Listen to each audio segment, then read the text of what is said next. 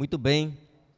Semana passada, nosso irmão Ricardo ele estava falando no capítulo 20 sobre o retorno de Davi, o rei Davi, a Jerusalém. Após ele ficar numa cidade afastado de Jerusalém, finalmente ele voltou e foi recebido por seus amigos, né? Nesse caso era o Mefibosete, ele acompanhado de Barzilai e também outras pessoas que estavam esperando no outro lado do rio Jordão. Ele fica em Jerusalém.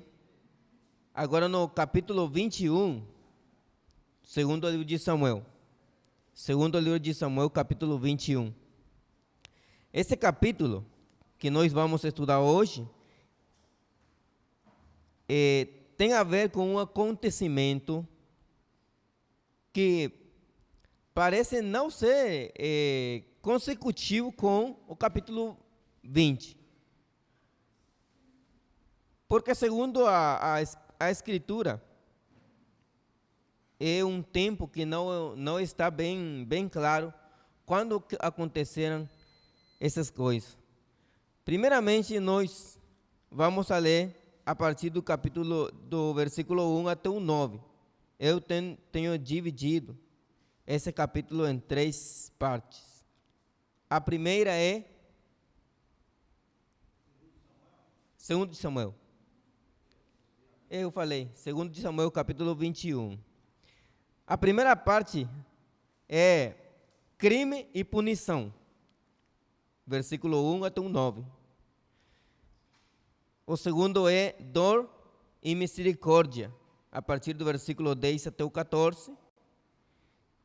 E daí, a partir do versículo 14 até o versículo 22, que é profecia e cumprimento. Então temos esse pequeno esboço aí, para nós estudar nesta manhã. Então vamos lá, a partir do versículo 1 até o 9, a Escritura diz assim: houve fome nos dias de Davi por 3 anos consecutivos.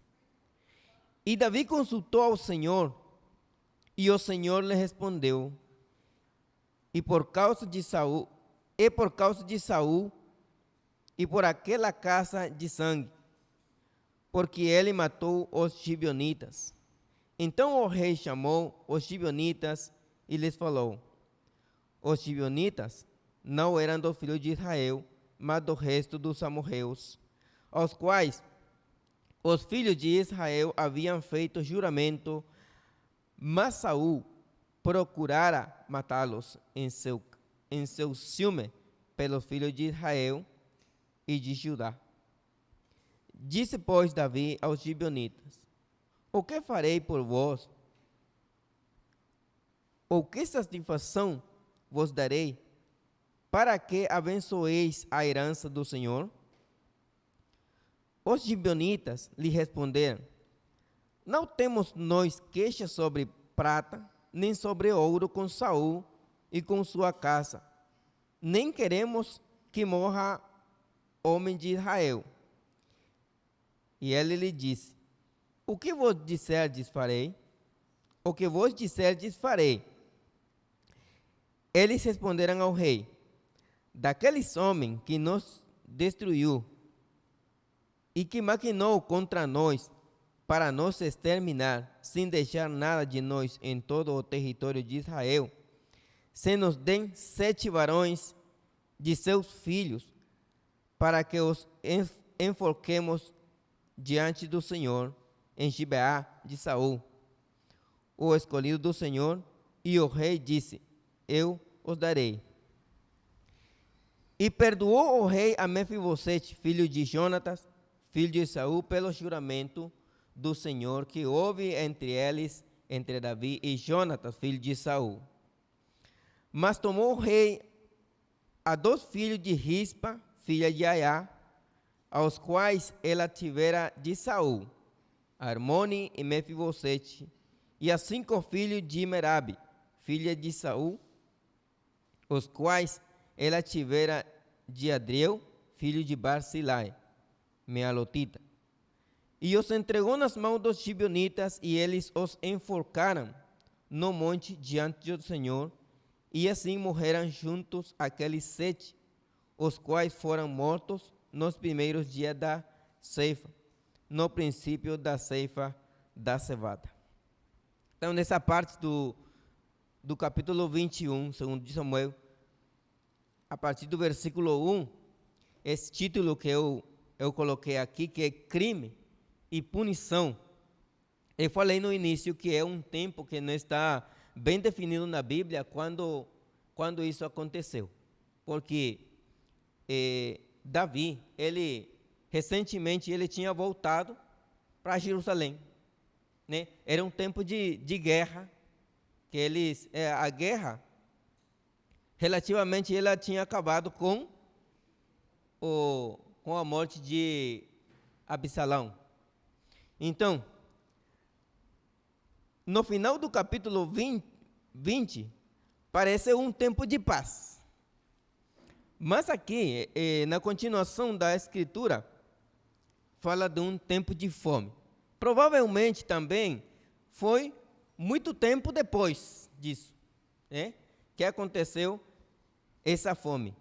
Nós temos que Israel geralmente era uma terra que eles tinham muita seca. Eles tiveram muitos tempos de seca. Por exemplo, nós temos na Bíblia alguns registros sobre esse tipo de acontecimento com Israel, ou com essa terra onde estava Israel. Temos no caso de Abraão, quando ele foi para Egito, primeira vez que ele foi, que a Bíblia registra que ele foi para Egito, foi por causa de uma fome, né? Isso está em Gênesis capítulo 2, versículo 10, foi aquele tempo quando ele entrou no Egito e falou com a sua esposa Sarai, que ela tinha que falar que ela era irmã dele, né? Nesse tempo, para poupar a vida de Abraão. Então, outro tempo também que houve fome na terra de Israel foi no tempo de Ruth, né? Ela foi para outro lugar, ela foi para Moabe com seu esposo Elimeleque e os seus 2 filhos. Nesse tempo também eles procuraram lugares onde tinha abundância de comida para subsistir. Segundo o primeiro livro de Reis, capítulo 17, também temos uma profecia o profeta Elias, que ele profetizou 3 anos de seca para essa terra. Outro caso no tempo que Jesus ele falou uma parábola sobre um homem que abandonou a sua família por causa de uma fome. Não, ele abandonou a sua família por causa de um desejo dele de abandonar a sua família. Foi lá, habitou numa terra estranha, e estando naquela terra, aí veio uma fome, e ele começou a comer com os porquinhos. Lembra? É o filho pródigo, né? Na história que falou nosso Senhor Jesus. Também, e a última que eu procurei, é a profecia feita pelo profeta Ágabo, né? Já está no livro de Atos, capítulo 11, quando ele fala daquela fome que ia vir sobre a terra de Judá. E foi naquele tempo que a igreja, ajuntaram uma ajuda para os irmãos que estavam em Judá. Então, esse povo, eles passaram muitos anos, muito tempo, enfrentando essa dificuldade de fome. Então, no tempo de Davi, não é a exceção. Eles passaram um tempo de 3 anos consecutivos com fome, uma escassez. Mas aqui havia uma causa. Mas a causa eles não sabiam. O rei não estava sabendo por que aquilo estava acontecendo com a terra de Israel. Uma coisa assim, que Davi ele estava ciente da profecia feita para ele e para sua casa, que a espada não se apartaria da sua família. Mas isso aí tem a ver com guerra, com morte. Mas isso da fome já é uma coisa que não tem nada a ver com espada, porque eles não podem enfrentar uma fome, uma escassez com espada. Então, o que Davi ele fez, segundo o versículo 1, disse aí, falou Davi, capítulo 21, versículo 1, houve fome nos dias de Davi por 3 anos consecutivos, e Davi consultou ao Senhor. Então, agora Davi, ele, como é um homem justo, ele vai e consulta ao Senhor. A forma deles consultar ao Senhor era por meio dos profetas e também por meio de o Tumim e o Urim. Não fala a Bíblia como ele fez essa consulta, mas ele consultou a Deus e Deus respondeu. Na resposta que Deus deu para Davi, para o rei, nós temos aqui que é uma coisa que aconteceu muitos anos atrás. Era por causa de um crime cometido por o rei anterior, que é o rei Saul, o ungido de Deus. Então diz aqui, e o Senhor lhe respondeu, é por causa de Saul e por aquela casa de sangue, porque ele matou os gibeonitas. Olha que interessante neste caso, Deus está tomando uma vingança, e é Deus, está tomando uma vingança de um povo que não é povo dele, é povo gentil. E os gibeonitas, realmente, eles tiveram algo de culpa, porque se nós vamos lá para indagar sobre o que aconteceu, por que os gibeonitas, por que Deus está defendendo os gibeonitas? Capítulo 9 do livro de Josué, nós encontramos essa história, como é que os gibeonitas entraram eles na história de Israel. Era o tempo da conquista de Israel nas terras de Canaã. E os gibeonitas, que são de Gibeá, eles tinham medo dos israelitas. Eles tinham medo. E eles foram astutos para se salvar da espada de Israel, porque eles sabiam que Israel ia conquistar toda a terra de Canaã. Aí eles vieram com os principais dos israelitas e falaram com ele: olha, nós vimos de uma terra muito longe, porque eles vestiam uma roupa velha, sapatos furados e odres muito velhos. Isso coisa bem destruída. Eles tinham para enganar aos israelitas. E eles falaram: olha, nós não somos daqui, nós somos estrangeiros, nós vimos de longe. E não temos como, nós queremos ficar com vocês como servos de vocês. Aí então o que aconteceu? Os israelitas acreditaram nas palavras daqueles homens. Mas eles estavam enganando aos israelitas. E os israelitas fizeram uma aliança com eles para deixar eles morar com os israelitas. Só que depois, a verdade saiu à luz. Os israelitas ficaram sabendo que tinham sido enganados. E aí pegaram o povo dos gibeonitas e lhes fizeram tiradores de água e rachadores de lenha. Mas como eles tinham feito uma aliança e juraram pelo Senhor, eles não podiam mais destruir aquele povo.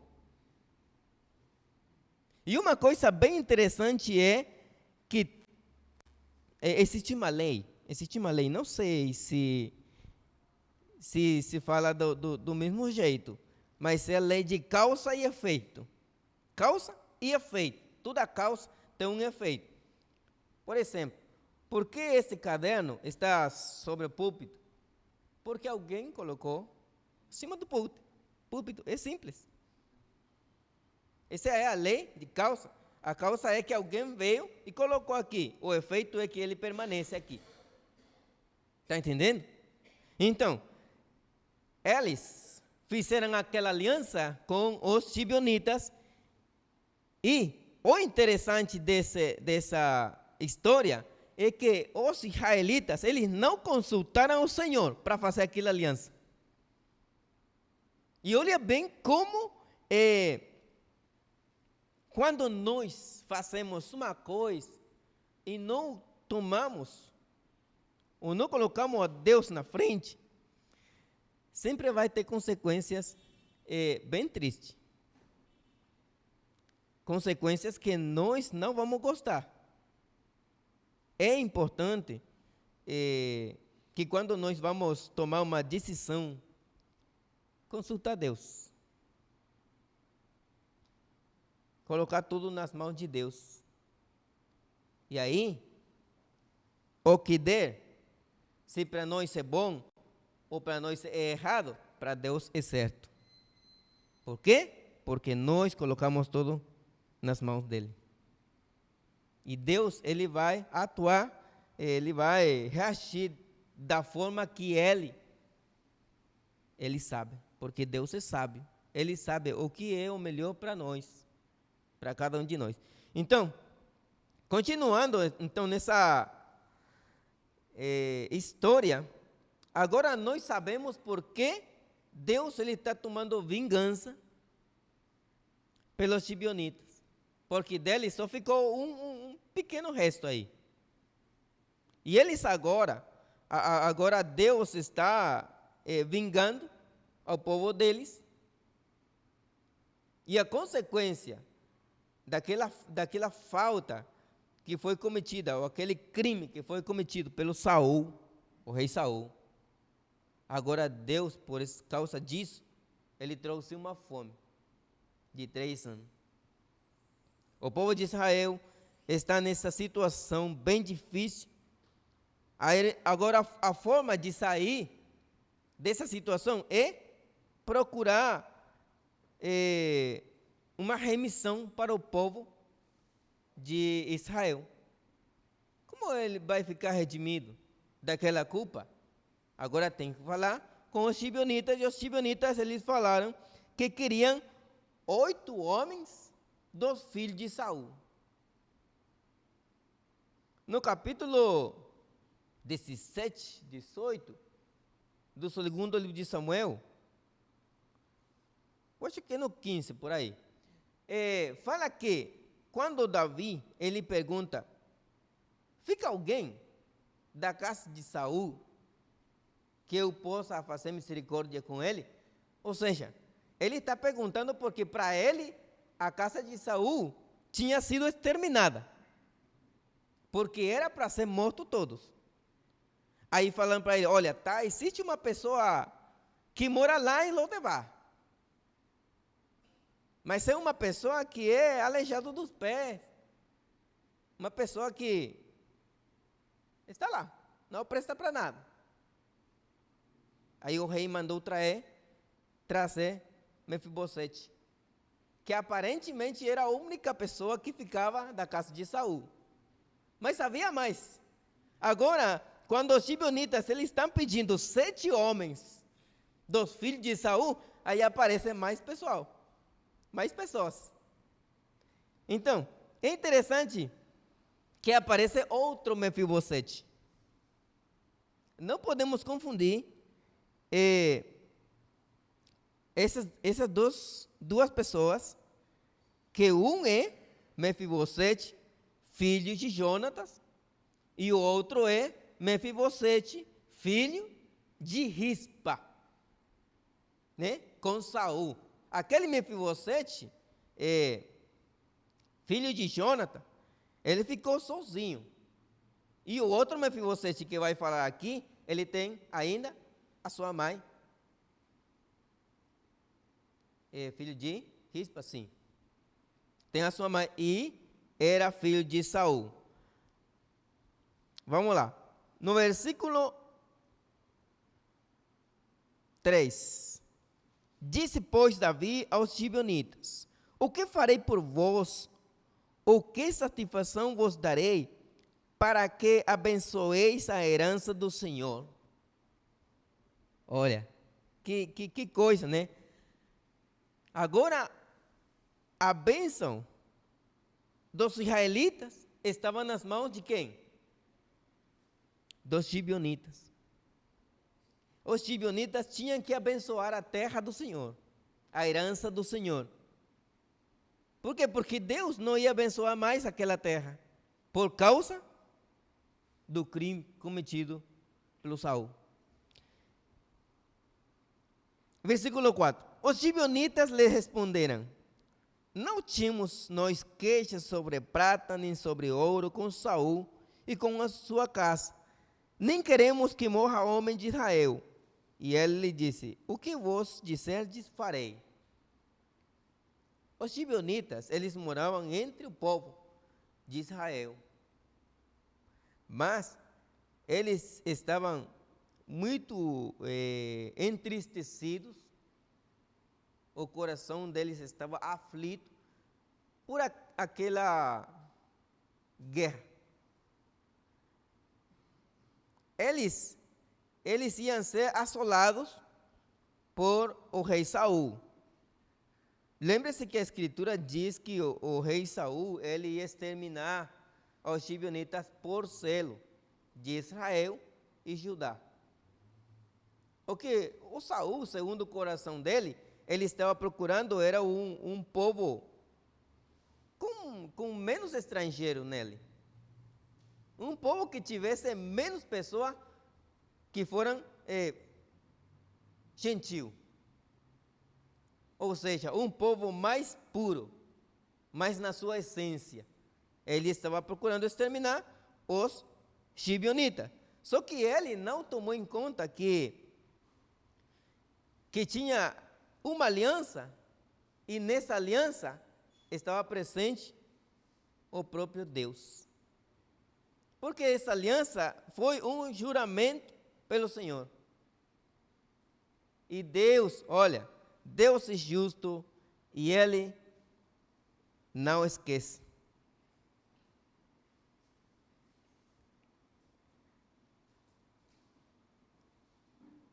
Deus não esquece e no tempo certo Ele faz justiça. Pode falar.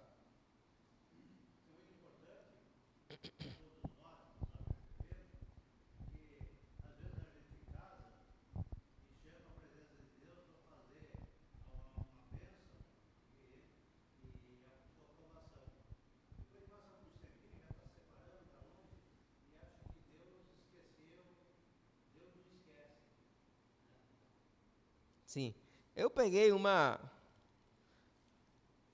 frase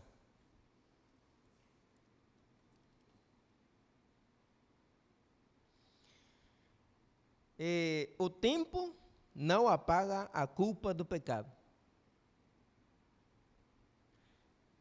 Existe uma expressão, também não sei se quem fala a mesma coisa, mas diz assim, que o tempo cura as feridas.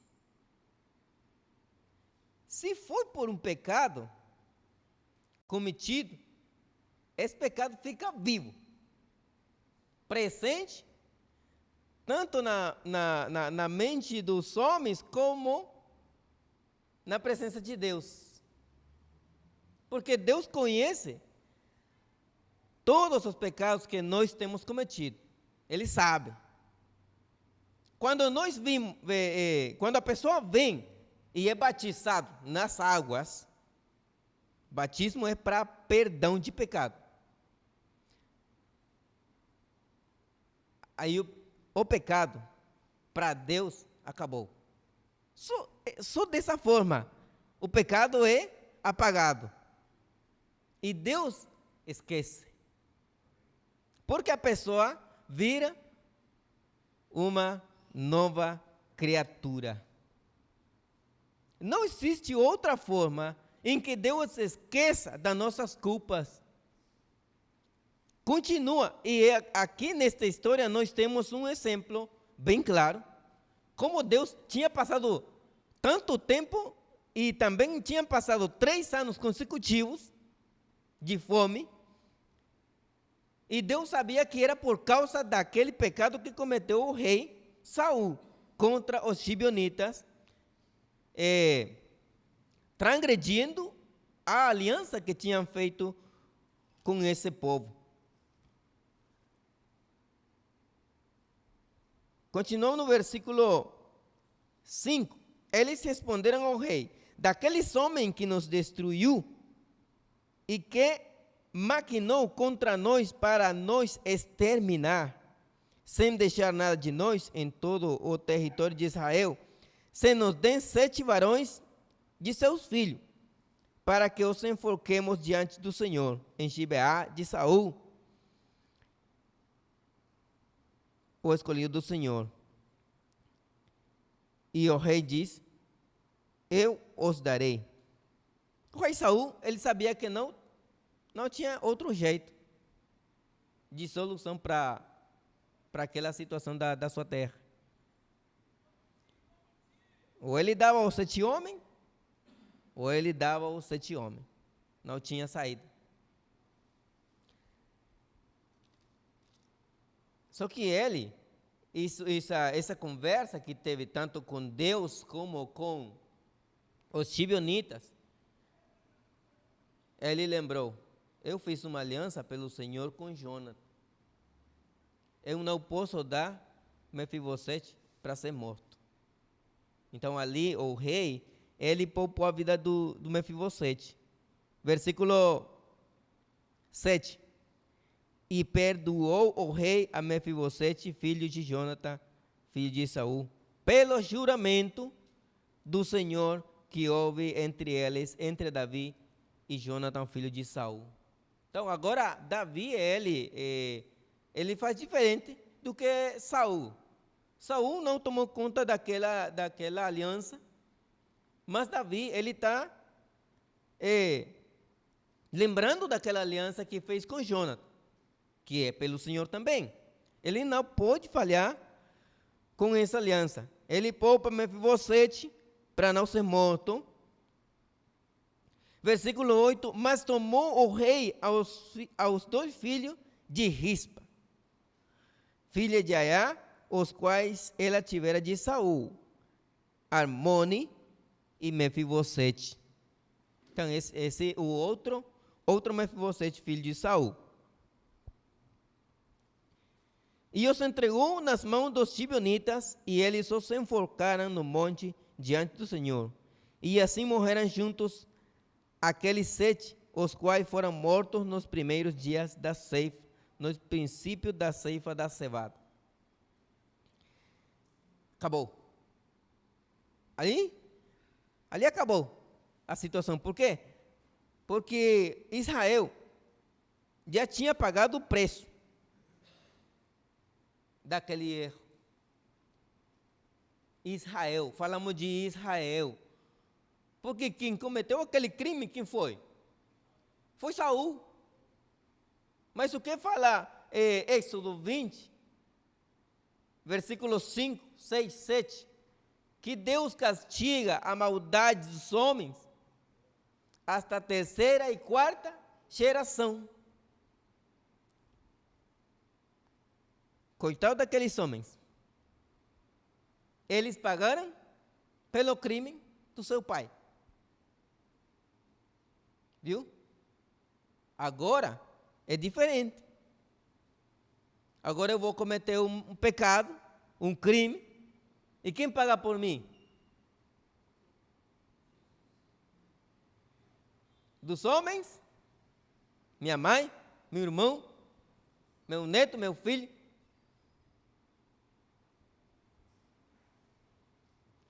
Aqui na terra, sou eu. Posso pagar. E tem mais ainda. Existe alguém que pode pagar por mim, por minha liberdade perante Deus, que é Cristo Jesus. Ele morreu para me salvar, para me perdoar. Aquilo é culpa. Não interessa a culpa que seja. Mas diante dos homens, eu tenho que pagar. Por exemplo, eu vou matar uma pessoa. Eu mato uma pessoa. Eu tiro nela, morreu. Deus vai vir aqui e ficar preso por mim lá na cadeia? Atrás das grades? Não. Sou eu. Eu vou pagar isso aqui. E se eu me arrependi, se eu estou arrependido por aquele crime, de coração, Deus conhece o coração das pessoas. Se estou verdadeiramente arrependido, Deus me perdoa aquela falta. Mas o perdão de Deus não vai. Eu tenho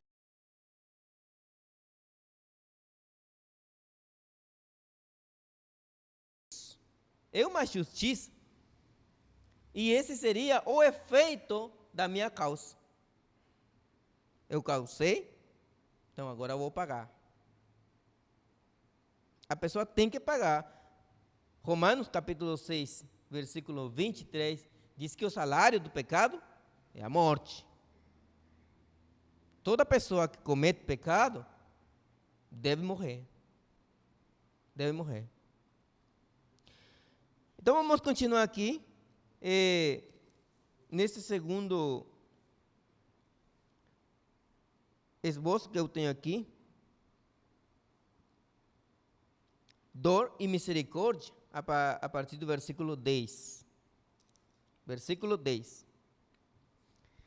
Então Rispa, filha de Aiá, tomou uma tela de silício e estendeu para si sobre o penhasco, desde o princípio da ceifa até que choveu sobre o princípio da... Desculpa. Então Rispa, filha de Aiá, tomou uma tela de silício e estendeu para si sobre o penhasco, desde o princípio da ceifa até que choveu sobre eles água do céu. E não deixou que qualquer ave do céu pousasse sobre eles de dia, nem feras do campo de noite. De que está falando? Daqueles homens que foram enforcados. Ficaram lá, pendurados, depois eles caíram no chão. Aí veio Rispa e ela botou um pano de silício sobre eles. E aquela mulher ficou lá, com aqueles corpos.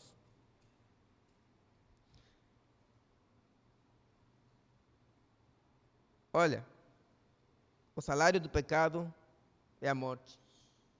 Aí está bem claro aqui como eles estão pagando um crime, segundo a lei, lá a lei. Porque a lei, realmente existe uma lei que respalda essa ação. Por exemplo, vamos ler um pouco aqui no livro de Deuteronômio. A palavra Deuteronômio significa segunda lei ou repetição da lei. Deuteronômio capítulo 28.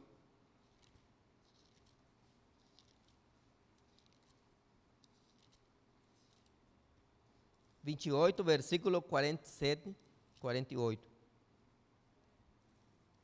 28.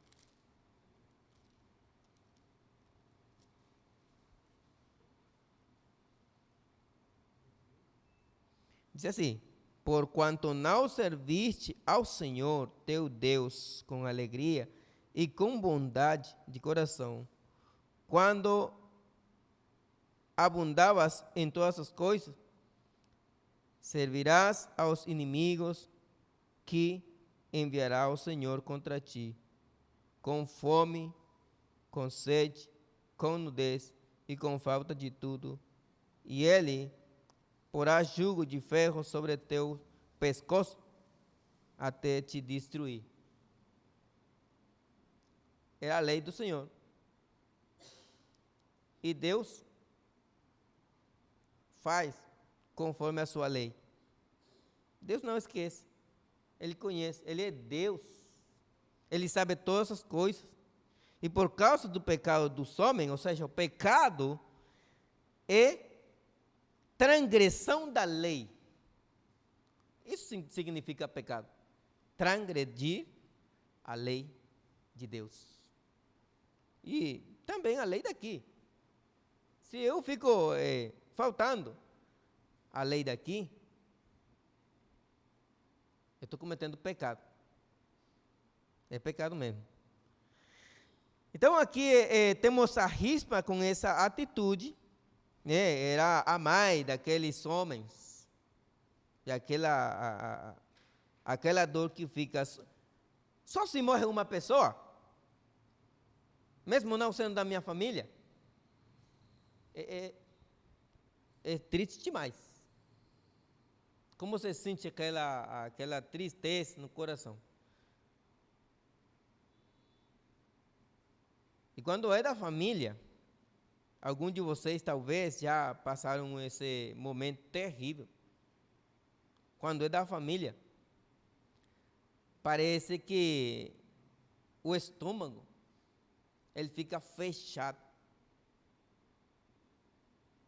Fica num estado bem terrível do corpo, o corpo da carne, a carne.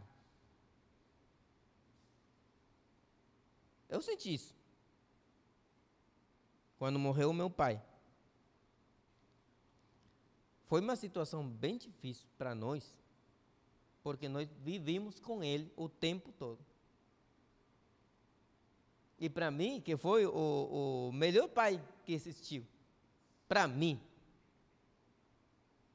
Mesmo que ele tivesse uma disciplina estrita demais. Mesmo que ele também corrigia, ele fazia a sua disciplina, ele batia em nós também. Ele usava, como diz o provérbio, a vara da correção. Mas ele me amou o tempo todo. Ele cuidou de mim, ele me ensinou a trabalhar, respeito, valores. Olha, isso é uma pessoa que ama. Aquela pessoa que corrige a seu filho, o pai, a mãe, que faz a correção para seu filho, ama o filho. Aquele que fuge da correção do filho, parece que ama, mas não ama. O filho tem que ser corrigido. Então, aquela mulher ficou lá, Rispa, fazendo luto pelos seus 5 filhos. Seus 2 filhos. 2, né? 2 filhos. Não fala a Bíblia sobre o que aconteceu com a outra. Quem que era a outra? Merabe? Era Merabe, que tinha filhos com Barzilai. Eu acho que esse Barzilai é aquele homem que falou o Ricardo semana passada. É o único Barzilai que sai nessa história, né? Barzilai, filho de... Não, é Adriel, né? Adriel, filho de Barzilai, aquele homem que acompanhou a Davi no seu retorno a Jerusalém, que era um homem rico, né? Muito bem. Então não fala nada sobre Merabe, que ela tinha ficado lá acompanhando Rispa no luto dela. Não fala. Mas sim se fala sobre a misericórdia de Davi com aquela mulher. Vamos continuar lendo aqui.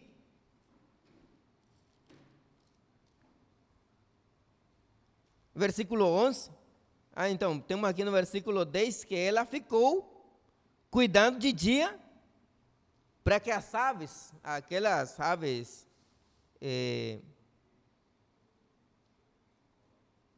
que comem carne, não sei como é que se fala aqui, os corvos, tem corvos, tem urubu, tem essas aves que comem carne morta, né? Aí ela ficava espantando, para ela não se aproximar aos corpos e comer a carne deles. E de noite, aquela mulher não dormia. E é o que eu estou falando. Quando acontece um negócio desse, nem sono, não pode dormir, não pode comer, até não pode pensar bem. Só fica aquela situação bem complicada. Então, ela ficou ali cuidando de dia, de noite. Isso foi uma notícia para o rei. Agora está uma notícia, olha, Rispa está lá, cuidando dos corpos. Quantos dias? Quantos dias será que ela ficou lá? 1, 2, 3. Nós sabemos que um corpo, após de 2, 3 dias de ficar assim, morto, aí é complicado, né? Então, no final da ceifa, né? Estavam ceifando a cevada. Eram muitos dias, olha. Muitos dias. Que a cena mais... eu acho que uma cena bem difícil, né? Porque ela ficou muito tempo. Depois, mais para frente, vai falar o seguinte. Eu quero ver aqui as minhas anotações.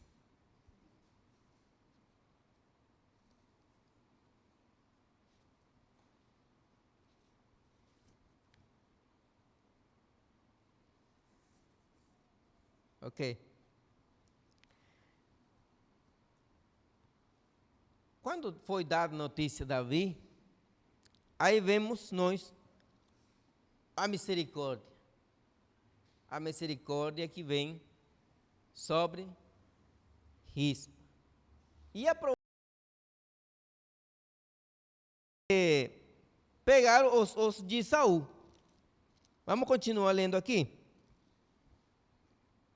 Então Davi foi e tomou os ossos de Saul e os ossos de Jonathan, seu filho, dos homens de Jabes, Gileade, que os haviam furtado da praça de Betissé, onde os haviam pendurado os filisteus quando estes mataram Saul em Giboa. E fez levar dali os ossos de Saul e os ossos de Jonathan, seu filho,